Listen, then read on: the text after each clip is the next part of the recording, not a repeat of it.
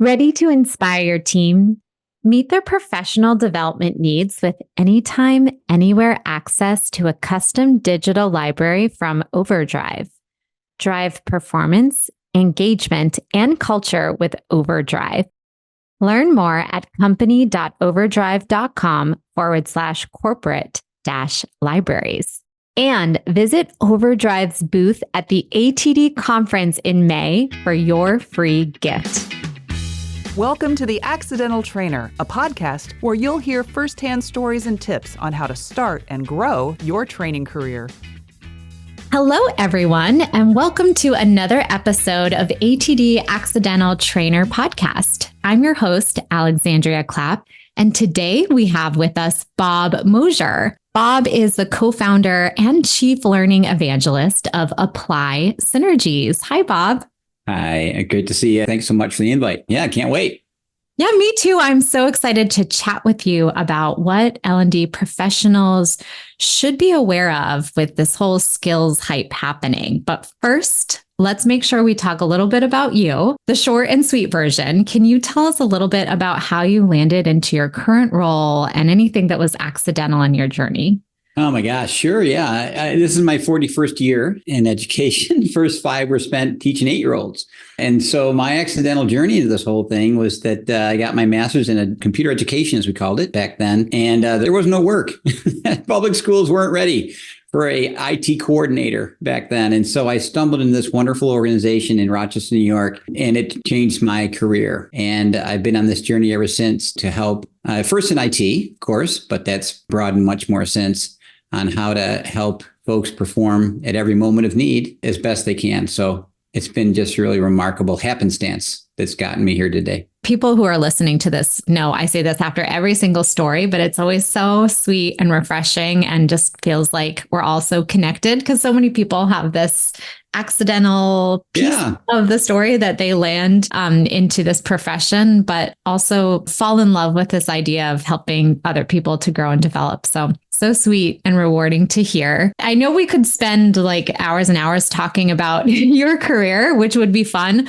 But the reason I want to talk to you today is there's something that feels a little bit more relevant and urgent, which is this whole conversation about skills. I keep seeing like studies and research say like the average half-life of skills is shrinking and now it's less than 5 years, like even half of that if you're in any type of tech role, and almost a quarter of jobs are expected to change in less than 5 years, according to World Economic Forum's Future of Jobs report. And so there's those kind of stats, which feel like, whoa, L&D is under pressure to get a lot of stuff done right now, like time to shine or time to fail, or like there's just the heat is on, the pressure's on. That coupled with just constantly seeing like skills-based organizations. And I know you'd mentioned like an interest to talk about skills. So I am just going to load up with a bunch of like thoughts, impressions, things, questions I have, but then really turn it over to you to help us make sense of it all. I have been under the impression that many organizations are working on skills-based approaches, but it's very small scale. So maybe they're only using a skill-based strategy to hire for one specific role or to assess skills that's for a very high visibility customer service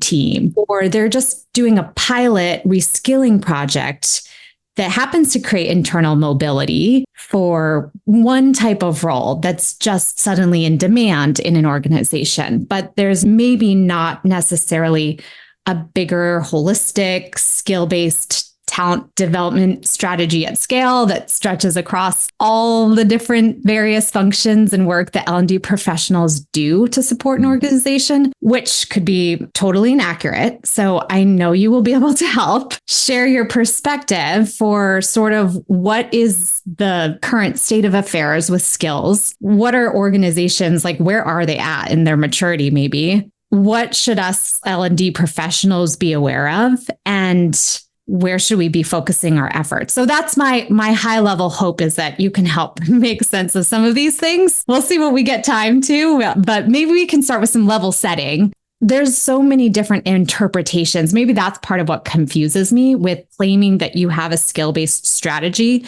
What does that mean to you? What is that? What are we even talking about first? Yeah, it's a tremendous question. And I think one that we can help host and have to have clarity around if we're going to be effective at what we do. We throw words around a lot in our industry, and human resources and talent management and development, all these things. Sometimes I think it's a hammer looking for a nail. And I think we have to be careful because we've been in this vocabulary thing before, and I know we're going to get deeper into it in a bit. And I think we have to be careful of being caught up in the nomenclature versus the ends. This is driven by COVID. It was one of the most disruptive moments in my lifetime. And many say in modern era, since the last one in, I don't know what, 1918 or some crazy thing, right? But what it showed us was that we have a skills shortage, a competency, application, job, performance shortage. What it forced us to do is try to get our arms around what that means. What do we call it? And then how do we best serve it? And so we've landed on skills. And I like it because it's highly pragmatic. It's very practical to me, right? I need skills to work. The thing I get anxious about, and where I think you're going with my friend with this, is that when you start using the words like strategy and you start getting your arms around how you approach this from an organizational performance perspective, it gets a lot more complicated. For me, it starts with, what do we mean by a skill? Look it up. It's hard to find. It's hard to, how do we talk strategically about something that we haven't even defined at its most fundamental level, which is the word? I think our industry needs to help the world step back a bit because, as you said a moment ago, change is rampant since COVID and other things, right? AI and things that are triggers. So I think we have to take a pause and help organizations at the strategic level, at the C-suite level, say, look, what do we mean when we say the word skill? And frankly, what's not one? To me, is something that's performed. It's a demonstratable, observable skill. Skills are supported by knowledge, right? I have to know things to perform. That distinction to me is missing right now in this conversation because we're calling everything a skill. If somebody has empathy, it's a skill. If somebody understands listening, that's a skill. I would push back and say, is it really? Is it demonstratable? Is empathy an enabler to being empathetic? But if I understand empathy, am I empathetic? I know I'm splitting hairs here, but I think sometimes we confuse what I call supporting knowledge with a task to be performed. The task to me is the skill. The supporting knowledge is just that. It's the things that enable the skill to become applicable, performed. Is it worth splitting hairs? In my opinion, absolutely, my friend. Absolutely, because we confuse knowing with doing way too often. I got an A in accounting in my undergraduate work, but I can't do your taxes. I didn't go from understanding to application. And that's my concern about the latest run at skills. We have to be sure we help those we serve define what we mean by that. And then we can take it apart, design for it, build deliverables for it. And most importantly, which is why I think we're on the journey, enable it. So I think the first hurdle to tackle is, do we understand as an industry what a skill is? And then we can have skills curriculums, we can have skills agendas, we can have skills strategies, right? And so I think the scenarios you raised were more of the means than the ends. That's why I think it's remained a bit myopic. It's more organic than it is intentional. We have to be careful about that. We want to be intentional about what we support, what we design for, what we enable, the tools we use, and the performance that comes from all of that. So that's where I think it starts for me, my friend, is understanding what we mean by skills gaps and a skill fundamentally. I have two thoughts. First one is, oh gosh, that's going to take a really long time and we're never going to get everyone to agree on what a skill is. Yeah. At an industry-wide level, you can't even do that within an organization.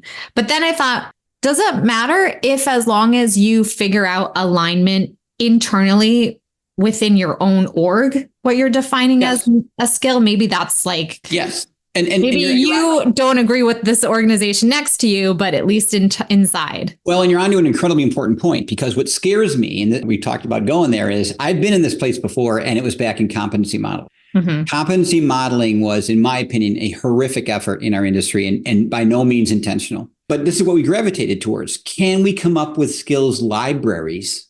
And by the way, vendors will. God bless them. That's what they do.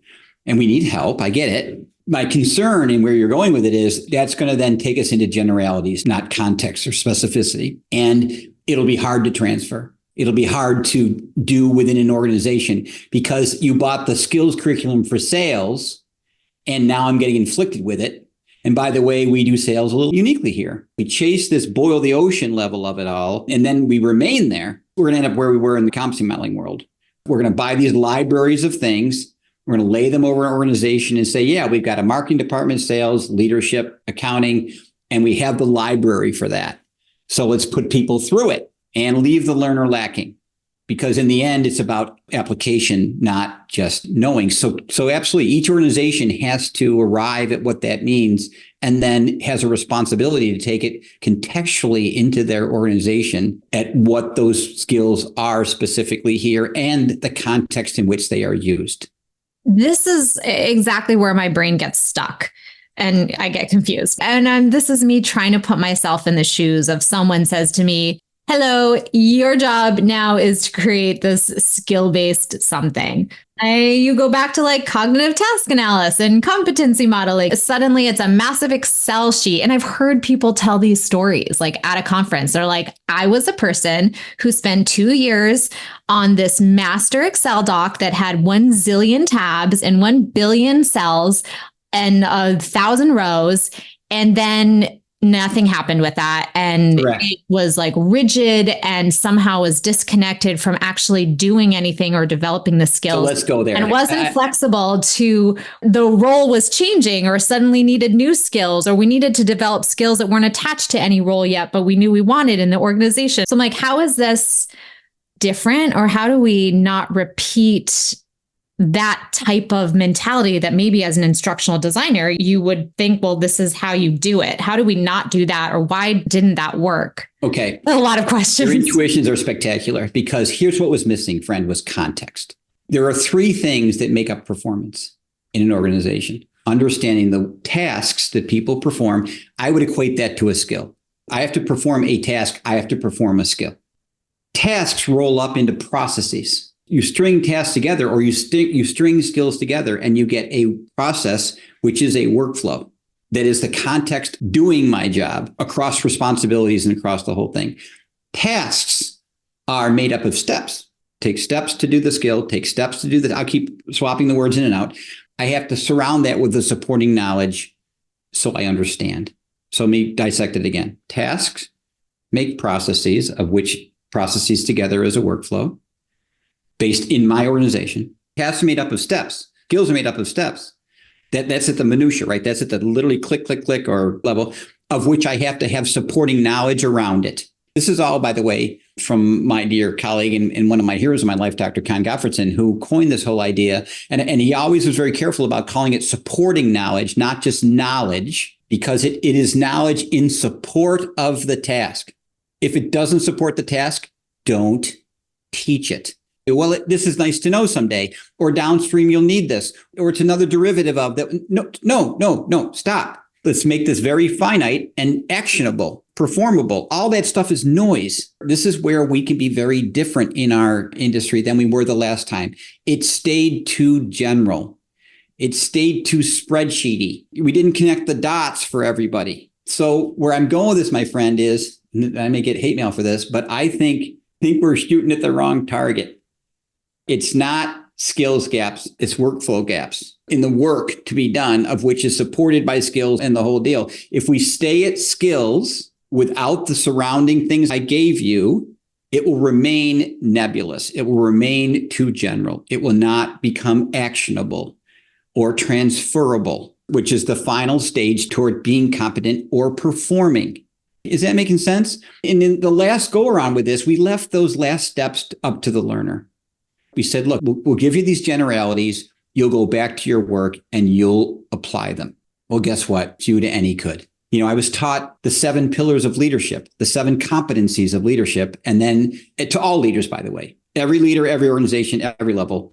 And then when I got back to the mailroom or the sales department or customer service, I was to take those general competencies and contextualize them, and most everyone couldn't. But if we'd said, I'll give you a hopefully very tangible example. Listening skills are needed during a performance review. I have to be a good listener. Now, by the way, if I'm a leader, I should always be a good listener. Terrific. I should be a nice person too, but okay. Let's make this actionable. Mm-hmm. Listening skills have places where they're best applied, and frankly, other places where they're okay. I mean, they're necessary, but they're okay. Other skills are more important. Other tasks are more important. But if you're in a PA, you have to listen well. You have to be empathetic.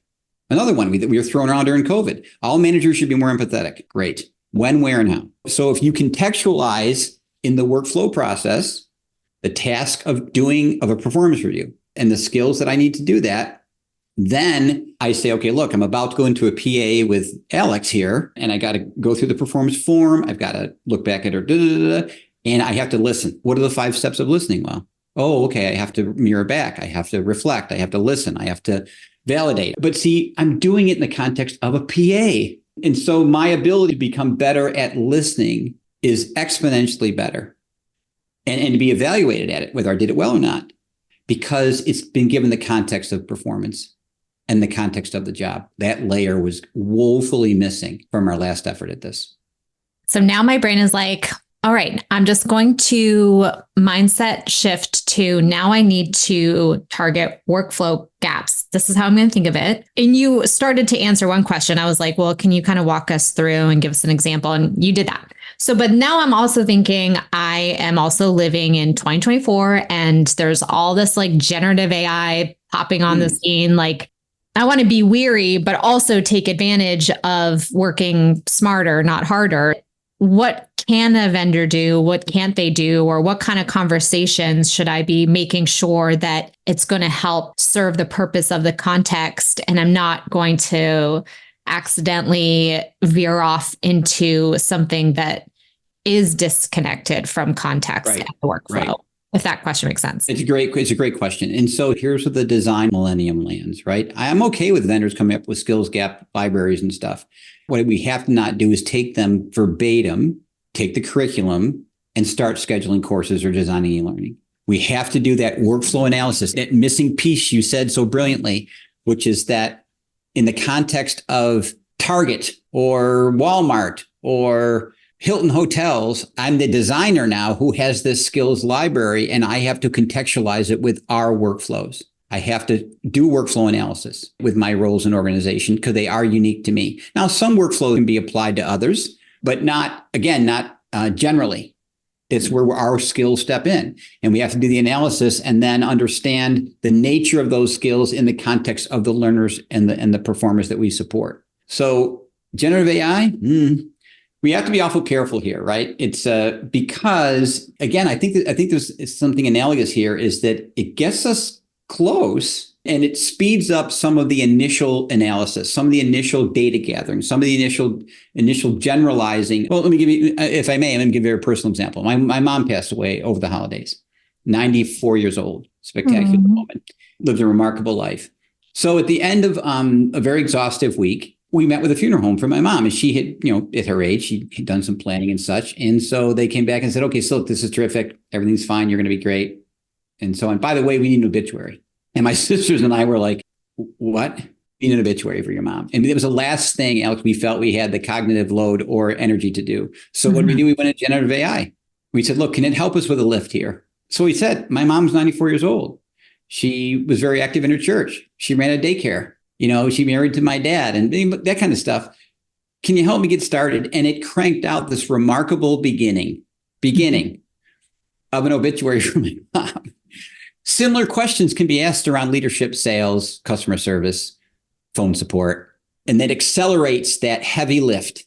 Now we layer on workflow analysis, context, and take it to that level which is unique to Walmart, Target, American Airlines, the whole deal. That's where it excites me. And it's where I think we have to be welcoming and embracing of it, not scared and worried about it, right? And so the combination of the skills libraries, do the analysis of how those apply to our organization workflow-wise, and the same with generative stuff. We can help it do that heavy lifting of tying those together, but the specificity and true contextualizing of that to the workflow I support is we have to take it across the finish line. That's a great example, something that is very cognitively demanding where it's removed some of that heavy lift. It did. Started. And then you said, when you talked about just like, what should we think about with vendors? Like if they're spitting out some like example for you to not take them verbatim, then I'm thinking now, if I were in the shoes of someone who's doing this work, being able to have this conversation of saying, how can I customize this, or how can I use this, but then actually do the next piece, the next layer, the next draft that does make that like contextual lift where it does become applicable for our workforce. And this, my friend, is where it's exciting for L&D, because that conversation we've not been invited into very often. And what I like about the Skills Initiative is being worried about it at a very high level, not just in L&D, right? It's being worried by the CFO and the CIO and the CEO, and the HR department, because they're trying to fill these skills, remain competitive, keep their people current, bring in new folks because they have gaps, right? And so they're very interested in having this conversation, all in the context of how it benefits the business, not our L&D stuff or curriculum. That's our world. So as opposed to marching in our office and saying, I want a leadership course, they're coming in saying, we have the following leadership skills gaps. How do we fill those? That's a very different question. And we can say, well, I just bought a leadership curriculum from ABC vendor. Or we could say, okay, I have skills curriculum. I want to host a conversation with you about how that maps to leadership here and the gaps you think we have. Let me help you pick that apart through understanding the workflow, through understanding, that type of thing. That is a performance conversation and aligning to the business conversation and then accelerating the success of our business conversation that we've been dying to be invited into for years. I hear all the time we're order takers or I'm too downstream. They come to me with it already baked, and I don't get to ask the questions up front I want to. This is our opportunity to do that. So again, we have two choices. We can go curriculum, we can buy stuff, or we can use it to host a very different conversation. So that's what my next question was going to be, is now we're talking about skills. So now if I'm just thinking of the L&D professional and I'm thinking about their skills gap and like what is needed for a successful workflow for your L&D professionals, do you think that there's a change right now? There's a change happening everywhere across the board. So that means the type of skills that you need to prioritize or reshift that you're spending more of your time on an L&D professional is different. There's new things in the mix. I want you to weigh in on like what that looks like. Great question. Very, very insightful. Because yes, there are. When I take people through workflow analysis and kind of understanding this, the first thing they run headlong into is that I'm not hosting this conversation with the people I support right now. It's not a performance conversation. It's a training conversation. They come in and say, I want 5 days of leadership training. What? 5 days? How'd you come to that? We haven't even talked about the leadership problem here yet before we pick 5 days. That's how much time they put into the calendar for it. Oh, it's funny because when I dug deeper into this before, and I've actually pushed back, I get two answers, which is really embarrassing. They go, that's all I can afford, or that's all our people have time to do. Those are reasons for leadership training anything? No. So this idea of shifting the narrative, my friend, to a performance one versus a more needs analysis, ADDY, if I may, training-based one is the skill. Performance consulting has been around for a long time. We've not been in that pool. And so performance consultants ask very different questions than an ISD does. And so we have to learn to get into that world of changing the narrative. When we go into the A of analyze in ADDY, the analysis in the old days, we already had certain answers. We were designing a course. It was to design a course or 5E learnings, where a performance consultant goes, whoa. You're prescribing the pill before we know what we're trying to heal here, right? So the performance consultant backs it way up and asks a lot of questions around business outcomes, mapping to initiatives, KPIs. Is the agenda for the business? What will success look like in the next 12 to 24 months? These kinds of questions, because that changes the conversation more around performance and business outcomes and things, not courses and those other things. And that's a brave new world for a lot of IDs. But it's also one that, again, changes. When I've seen organizations and L&D groups go through this, they are seen at the other end very differently than they had been seen before. And are seen as a different kind of partner with a business than they had been seen like before. But it is, that side of it is a skill that we have to get better at, if not learn. It's funny you give those examples. That's all I can afford. That's all my people have time for. There's always going to be these real life constraints, or sometimes there's constraints that may be more perceived than reality, and maybe there's an opportunity to change them. You're talking about having more of this performance consultant skill set or mindset when you're asking questions in the analysis phase, where some people are like, but someone has to actually see you. Like, how do you start itching your way towards that? Like right now, I'm still 10 years. I love that. Yeah. I love that. And the problem, frankly, is some of it's of our own doing, to be candid. I mean, I've been on this journey for 20 years and I took my lumps in the early part and I had to really take a step back and go, how much of this have I been the problem? Is a dear friend of mine who's helped me journey through this said, why would people come to you for red pants when you've always sold blue shirts? It's not just changing the narrative, it's changing the perception. It's interesting. We're in the training industry and we train people how to see us, not just the deliverable that we then create. And you're spot on, my friend. It's going to be a slow burn here because when they come in and say, I want 5 days of training, a lot of the conversation you want to have has already been done or the door is not open to you to host it. So we have to get better at reteaching the organization to let us come in earlier, ask different questions, and build a different deliverable. But that is not a light switch because there's a lot of legacy here, both on our side and on the organization side. So someone walks to my office and says, I want 5 days of training. Here's my response all the time. Let me ask you 2 questions if I may. Because typically the answer was, sure.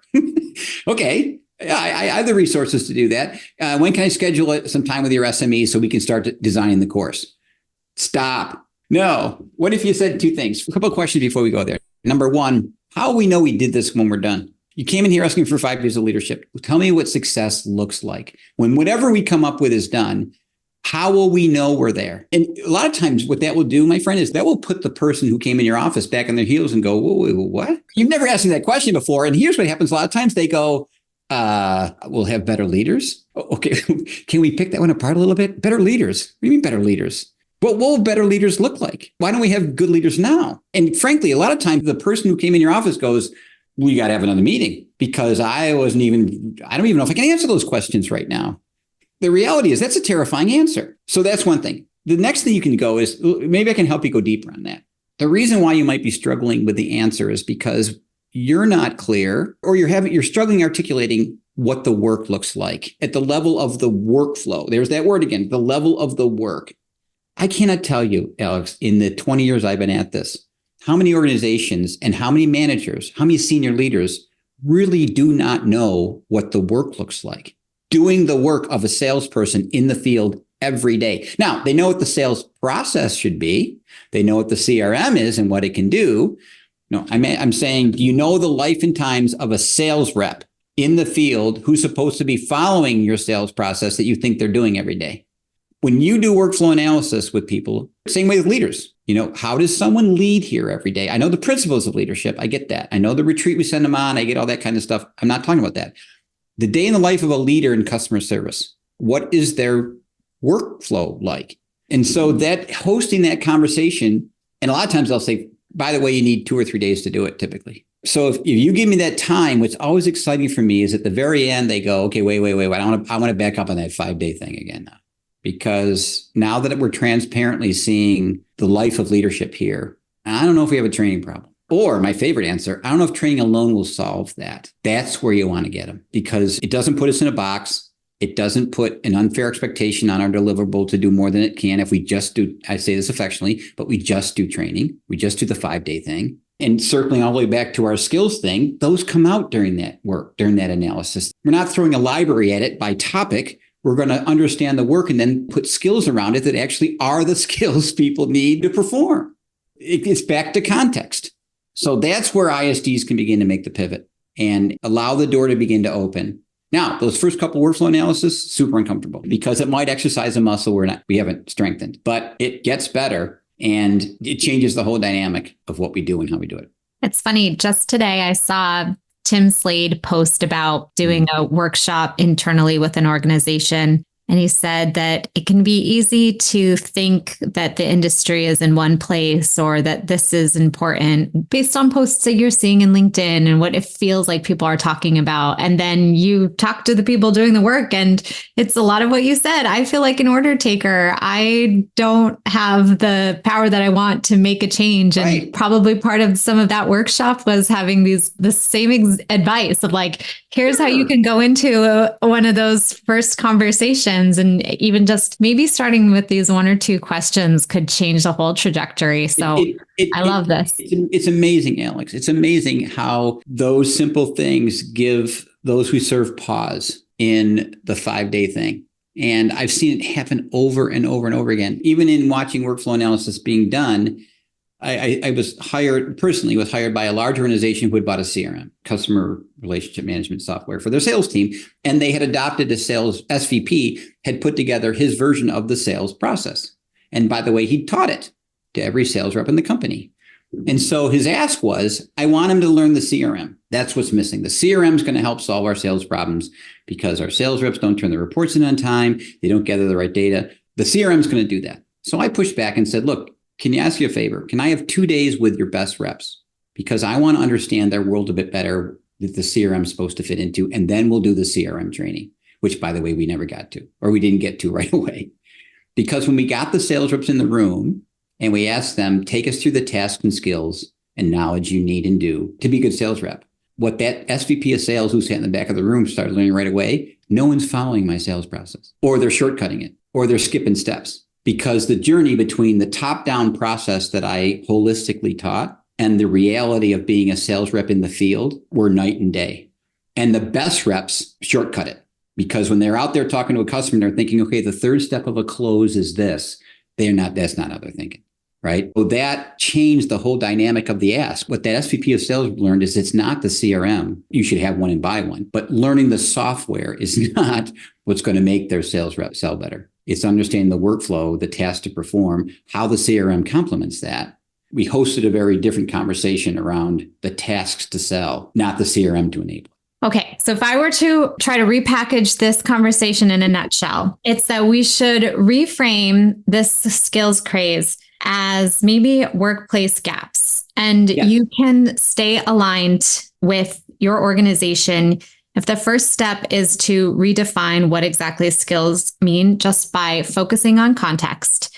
You can be wary and avoid repeating the past by keeping context first and foremost in mind and not taking things verbatim. So if you're relying on tools to help expedite your process, that you don't take them as is, and that if you're thinking about your own skills as an L&D professional, just start to think about some very small performance consulting questions that you can incorporate into the analysis process that help make all of these things happen with the context and the workplace and what you really need at the end of the day, and maybe not just a 5-day training. Yeah, it comes down to a performance mindset. It comes down to a performance first shift. Skills will fall in line when the performance in the workflow is apparent. And that's where we have to go as an industry. Those are the skills we have to learn, because without that, we will lay skills generically over roles and repeat the past. And it will come back to bite us once again. Because in the end, 6 months downstream, they're going to go, you know what? You put people through your curriculum and I'm watching them perform and I don't see these skills happening. So you guys were bad. Your training was bad. No, the training was terrific. We just initially, L&D in the organization, didn't do the analysis and alignment to the work. So without that, we proceeded down a skills journey blindly and inflicted generic skills on specific tasks. And the learner never made the jump.